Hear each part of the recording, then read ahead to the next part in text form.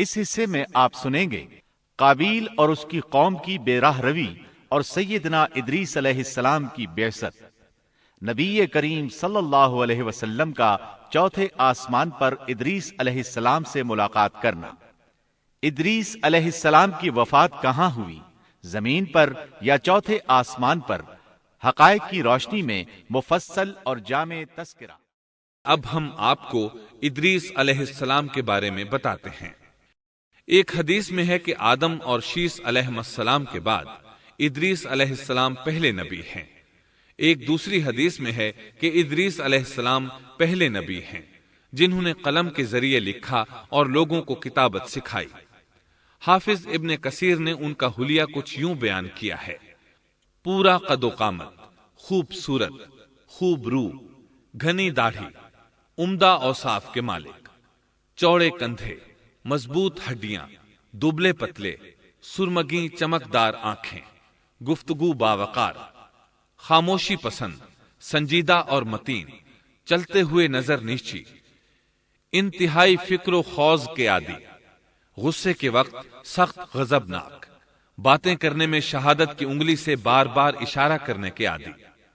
ادریس علیہ السلام شیس علیہ السلام کی شریعت پر عمل پیرا رہے۔ چونکہ ادریس علیہ السلام رسول بھی تھے، اس لیے اللہ کی طرف سے مستقل ان پر شریعت نازل ہوئی، جس کی تشریح و تفسیر کر کے لوگوں کو احکام الہی سے آگاہ فرماتے۔ ادریس علیہ السلام نے جب دیکھا کہ مفسدین ایمان والوں پر ظلم و زیادتی کر رہے ہیں، ان کا فساد بڑھتا جا رہا ہے اور سمجھانے کے باوجود یہ لوگ باز نہیں آ رہے، تو انہوں نے اپنے پیروکاروں کو جہاد کا حکم دیا۔ ادریس علیہ السلام پہلے شخص ہیں جنہوں نے اللہ کے راستے میں جہاد کیا، غنیمتیں حاصل کی اور دشمنوں کو قیدی بنایا، لیکن غنیمتیں اور قیدی ان کے لیے حلال نہیں تھے۔ رسول اللہ صلی اللہ علیہ وسلم پہلے رسول ہیں جن کے لیے غنیمتیں حلال کی گئیں، لیکن یہ بات یقینی ہے کہ جہاد سب سے پہلے ادریس علیہ السلام نے کیا۔ انہوں نے جہاد کے لیے سب سے پہلے ایک لشکر تیار کیا، پھر اس لشکر کو 2 حصوں میں تقسیم کیا۔ ایک حصہ پیادوں پر مشتمل تھا، دوسرا سواروں پر۔ چنانچہ بھرپور تیاری کے بعد ادریس علیہ السلام نے قابیل کی قوم پر چڑھائی کر دی۔ حق و باطل کے درمیان زبردست مارکے ہوئے۔ آخرکار ادریس علیہ السلام نے انہیں گھٹنے ٹیکنے پر مجبور کر دیا۔ ان کا بہت سا مال و اسباب لوٹ لیا اور لوگوں کو قیدی بنا لیا۔ اللہ تعالیٰ نے ان تمام باتوں کا ذکر نہیں فرمایا، بلکہ اللہ نے ان کی سیرت کے بارے میں اپنی کتاب قرآن مجید میں اشارتاً ذکر فرمایا ہے۔ مثلا سورہ مریم آیات 56 اور 57 میں ارشاد ہوتا ہے: اور اس کتاب میں ادریس کا بھی ذکر کر، وہ بھی نیک کردار نبی تھے، ہم نے انہیں بلند مقام پر اٹھایا۔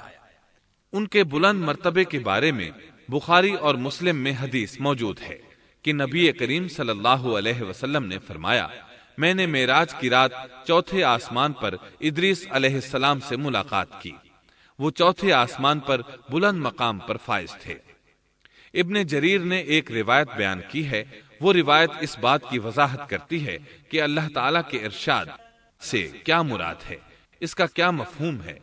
ابن جریر کے علاوہ دیگر بڑے بڑے مفسرین اور مورخین نے بھی اس روایت کو ذکر کیا ہے، لیکن اس کی کوئی صحیح سند نہیں مل سکی۔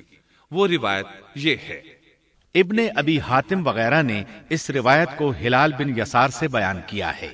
وہ کہتے ہیں میری موجودگی میں ابن عباس رضی اللہ عنہما نے کعب رحمت اللہ علیہ سے پوچھا: کعب، ادریس علیہ السلام کے متعلق اللہ تعالیٰ کے اس قول ہم نے انہیں بلند مقام پر اٹھا لیا کا کیا مطلب ہے؟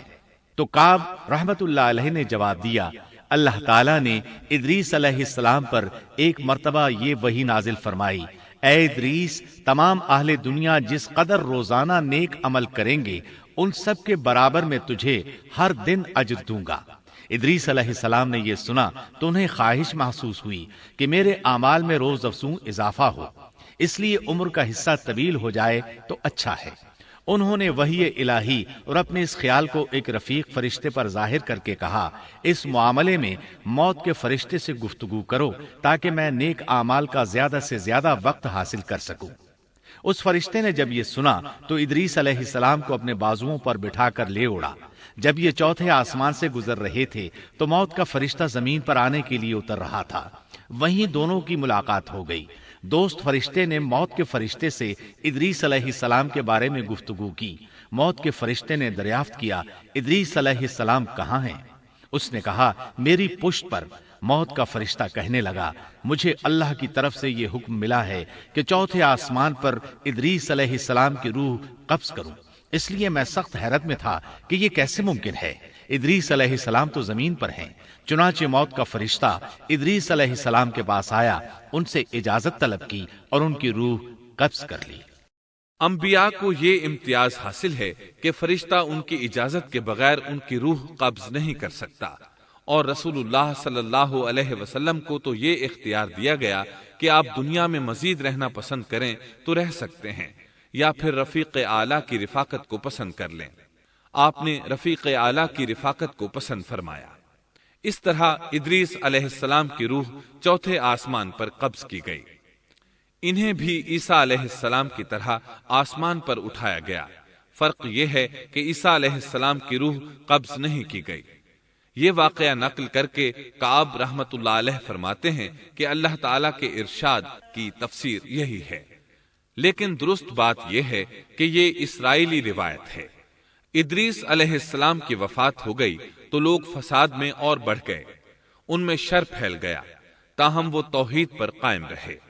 بت پرستی کا ان میں کوئی شعور نہیں تھا۔ لوگ آدم علیہ السلام کی وفات کے 1000 سال بعد تک توحید پر قائم رہے۔ ان میں فسق و فجور ضرور تھا، لیکن شرک نہیں تھا۔ اللہ تعالیٰ کے اس ارشاد دراصل لوگ ایک ہی امت تھے کا یہی مطلب ہے۔